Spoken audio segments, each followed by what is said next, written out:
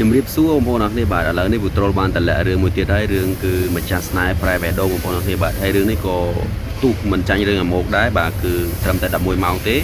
គឺ view 850k ជាងបងប្អូនអរគ្នាហើយរឿងនេះគឺជារឿងបែបលក្ខណៈស្នេហារវាងអ្នកមេននិងអ្នកក្រអញ្ចឹងទៅហើយសំខាន់គឺយើងមានឈុតឆាកល្អមើលច្រើនបាទហើយត្រឹមតែភាគ1ទេបាទគឺល្អមើលប៉ុណ្ណឹងហើយថាចាំមើលភាគ2នឹងល្អមើលយ៉ាងណាទៀតបងប្អូនបាទកុំភ្លេចបាទតែមិនទាន់បានមើលកុំភ្លេចតែមើលទាំងអស់គ្នាហើយរឿងនេះបាទគឺតួស្រីយើងគឺឌឺតួប្រុសយើងខ្លាំងមែនទែនបងប្អូនអរគ្នាបាទគឺគាត់ឌឺដងហើយរឿងនេះគិតទៅប្រហែលជាភ័ព្វបញ្ចប់អាចនឹងអ្នកបំរើហ្នឹងគឺនឹងស្រឡាញ់ជាមួយនឹងម្ចាស់ផ្ទះហ្នឹងតែម្ដងដោយសារតែពួកគាត់គឺជាតួឯកបងប្អូនគ្នាបាទហើយសម្រាប់ប្រូឆាយនោះបាទគឺនៅតែជាមួយចន្ទ្រាដដែលទេបាទគឺជាសង្សារចន្ទ្រាដដែលអញ្ចឹងរឿងនេះគឺប្រូឆាយនឹងដៃគូជាមួយនឹងចន្ទ្រាដដែលទេបងប្អូនគ្នាបាទប៉ុន្តែឥឡូវហ្នឹងគេកំពុងតែញ៉ែគ្នាអញ្ចឹងណាដោយសារតែគេធ្លាប់ជាសង្សារគ្នាហើយម៉ែឪគេផ្សំគុំឲ្យប្រូទុំជាមួយចន្ទ្រាមួយប្រូទុំអញ្ចឹងទៅតែប៉ុន្តែក្នុងរឿងហ្នឹងបងប្អូនគ្នាបាទគាត់មិនមែនឈ្មោះអញ្ចឹងទេបាទគាត់ឈ្មោះផ្សេងទេប៉ុន្តែខ្ញុំអត់ចាំឈ្មោះគាត់អញ្ចឹងហើយខ្ញុំរៀបរាប់ឈ្មោះពីរឿងមុនមកទៅដោយសារតែរឿងថ្មីនេះគឺគេដូរឈ្មោះឲ្យបងប្អូនប៉ុន្តែខ្ញុំអត់ទាន់ចាំឈ្មោះគាត់អញ្ចឹងណា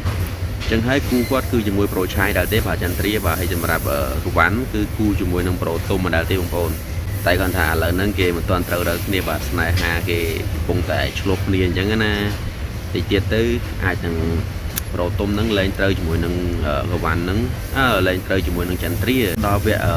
កាន់តែខ្ពស់ទៅគឺប្រូទុំអាចនឹងស្រឡាញ់ជាមួយនឹងរវ៉ាន់វិញហើយបងប្អូនបាទគឺលែងត្រូវជាមួយនឹងចន្ទ្រាហ្នឹងហើយចឹងហើយសាច់រឿងហ្នឹងវាអាចនឹងទៅជាបែបលក្ខណៈផ្សេងបាទហើយសំខាន់គឺ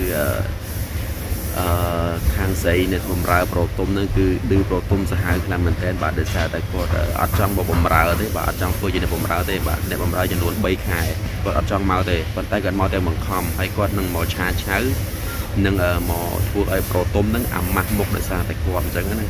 ហើយចាំមើលថាភាគ2ហ្នឹងបាទសាច់រឿងហ្នឹងទៅជាយ៉ាងណាបងប្អូនកុំភ្លេចតាមដានទាំងអស់គ្នាបាទភាគ2នឹងតែល្អមើលជាងភាគ1ទៀតបងប្អូនបាទតែសំខាន់ភាគ1ទូកសាហាវដែរណាបងប្អូនអរគ្នាបាទចាំមើលភាគ2ទាំងអស់គ្នាបងប្អូនថារឿងហ្នឹងវាទៅជាយ៉ាងណាទៀតអញ្ចឹងបងប្អូនកុំភ្លេចណាដែលអ្នកដែលបន្តបានទៅមើលកុំភ្លេចទៅមើលផងបងប្អូនអរគ្នាបាទថារឿងហ្នឹងគឺ